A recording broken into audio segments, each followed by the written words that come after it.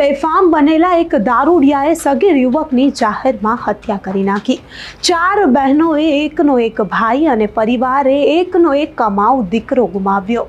આ ઘટનાને આમ આદમી પાર્ટીના નેતા ગોપાલ ઇટાલિયા વખોડી રહ્યા છે અને હર્ષ સંઘવી અને ગુજરાત સરકાર પર આકરા પ્રહારો પણ કર્યા। સુરત પોલીસ પર પણ ગોપાલ ઇટાલિયા રોષે ભરાયા। કેમ સુરત પોલીસને આડે હાથે લીધી અને પોતાનો રોષ ઠાલવ્યો? સાંભળીએ ગોપાલ ઇટાલિયાને કે હર્ષ સંઘવી પર આકરા પ્રહારો કરતા અને સુરત પોલીસને સણસણતો જવાબ આપતા તેમણે શું કહ્યું?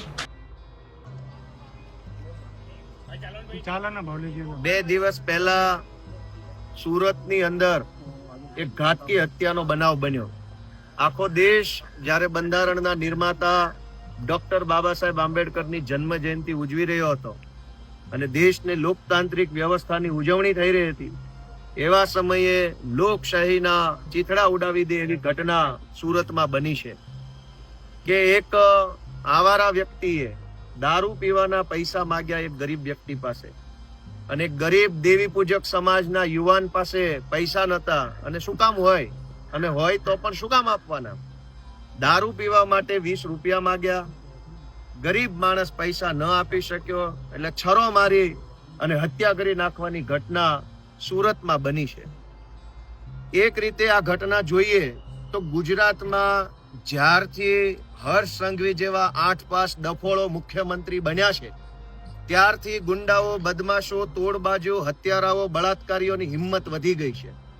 ચારો તરફ ડ્રગ્સ વેચનારાઓ બેફામ બન્યા છે, દારૂ વેચનારાઓ બેફામ બન્યા છે, અને આ તમામ ગુંડાઓ, બુટલેગરો, લૂંટારાઓ, હત્યારાઓ, ચોરો, તોડબાજો, લુખ્ખાઓ, માફિયાઓને કોઈ પણ જાતનો સરકારનો કે પોલીસનો કે જેલનો કે અદાલતનો ડર રહ્યો નથી।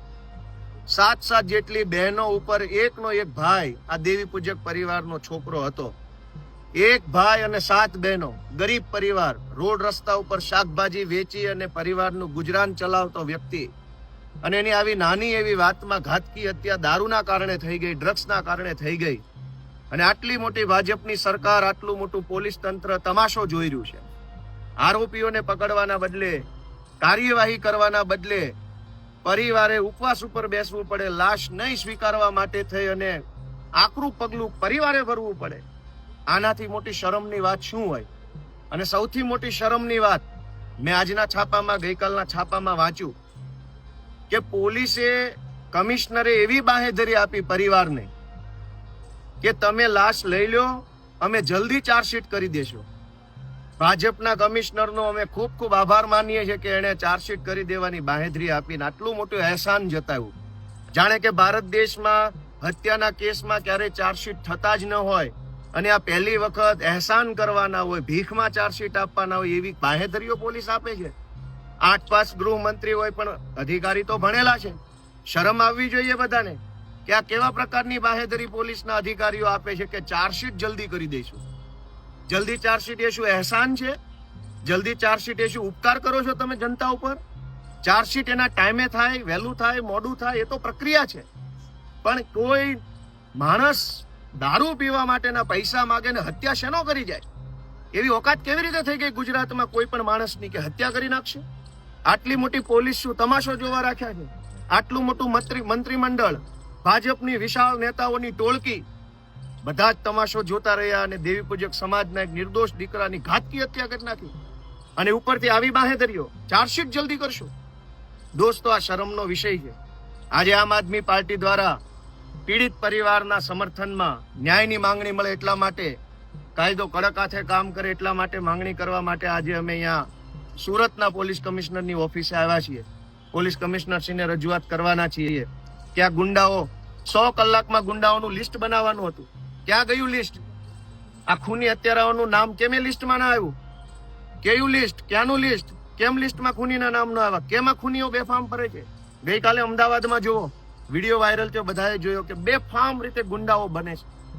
ડ્રગ્સના કારણે, દારૂના કારણે ગુજરાતમાં ગુનાખોરી અતિ ભયંકર હદે પહોંચી ચૂકી છે, અને નિર્દોષ માણસો જ નહીં, પોલીસ પણ ગુંડાઓનો ભોગ બને છે। અમદાવાદમાં લુખ્ખાઓ છરો લઈને નીકળેલા અને પોલીસની PCR વાહન ઉપર તલવારથી હુમલો કર્યો, એના વિડીયો પણ આ ગુજરાતે જોયા છે। ડ્રગ્સનું પેડલિંગ કરતા લોકો પણ પોલીસને ક્યારેક પોલીસ ઉપર હિંસક હુમલો કરી લે દ્રશ્યો જોયા છે। પોલીસની અને 8-5 મંત્રીની આંખ ખુલે એવી અમારી લાગણી છે કે ગુજરાતને બહુ બરબાદ કર્યું છે. આંખ ખોલો અને ગુજરાતને બચાવો. તો સુરતની ચકચાર મચાવી દેતી આ ઘટનામાં ગોપાલ ઇટાલિયાએ ફરી એકવાર હર્ષ સંઘવીને આડે હાથ લીધા અને કહ્યું કે તમારે રાજીનામું આપી દેવું જોઈએ.